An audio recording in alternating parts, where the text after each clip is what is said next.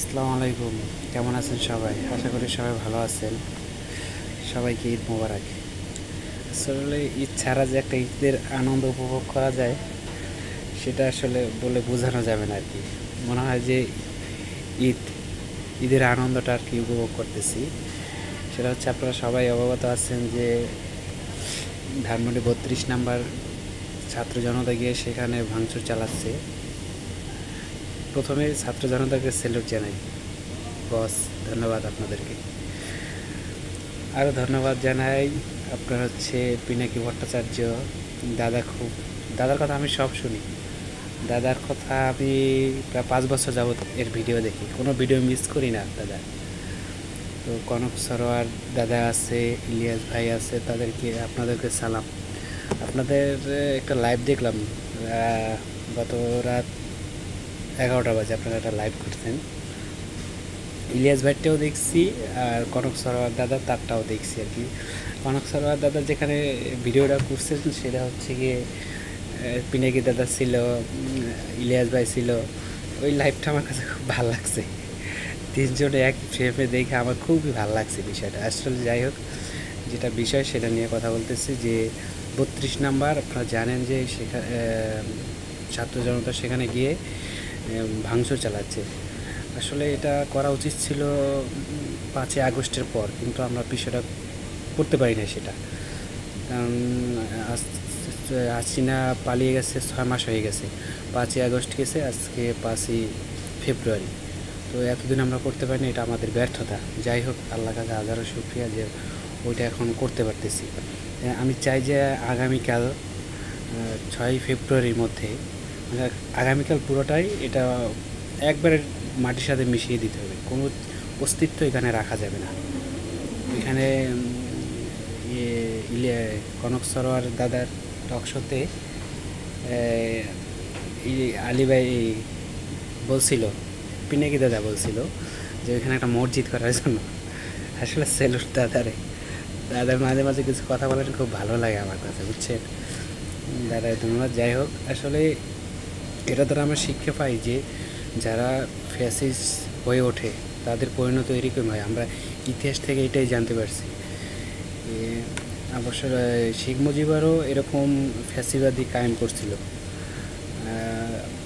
ডালিম স্যার আছে, মেজর ডালিম স্যার আছে, ওনারও লাইভটা দেখলাম।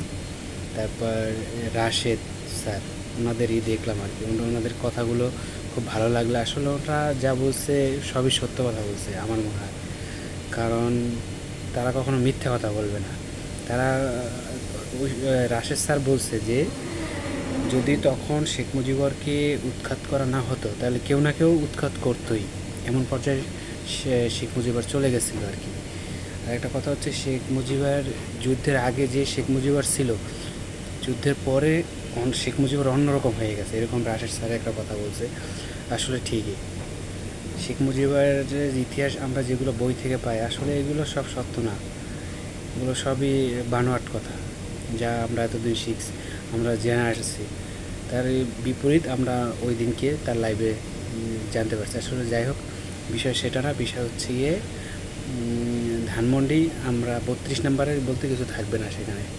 আমরা এটাই চাই, 32 নাম্বার বলতে কিছু রাখবো না আমরা।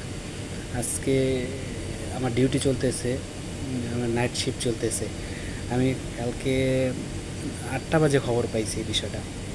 খবর পাওয়ার পর হচ্ছে আমি ঢাকার উদ্দেশ্যে রওনাও করছিলাম, কিন্তু আমার অফিসে লোক নাই, এর জন্য আর কি, লোক কম, এর জন্য আর কি আমি যাইতে পারছি না এই বিষয়ে।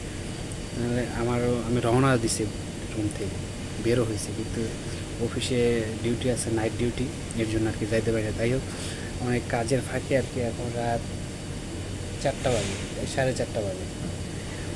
তো এখন একটু ফ্রি আছে, এর জন্য ভাবলাম একটু কথাগুলো শেয়ার করি আর কি। যাই হোক, এটা হচ্ছে, এটা দরকার আছে এখন, এরকম যে করতেছে ছাত্ররা, এটা দরকার আছে। কারণ পরবর্তীতে যারা ক্ষমতা আসবে তারা যেন ফ্যাসিবাদ কায়েম না করতে পারে, এর জন্য আর কি এটা খুবই গুরুত্বপূর্ণ, এটা খুবই দরকার। আচ্ছা, সবাই ভালো থাকেন। আর আশা করি যে আগামীকাল 6 তারিখ, 6ই ফেব্রুয়ারি, ওইখানে কিছুই থাকবে না, একবার সব মাটির সাথে মিশিয়ে দেবে আশা করি।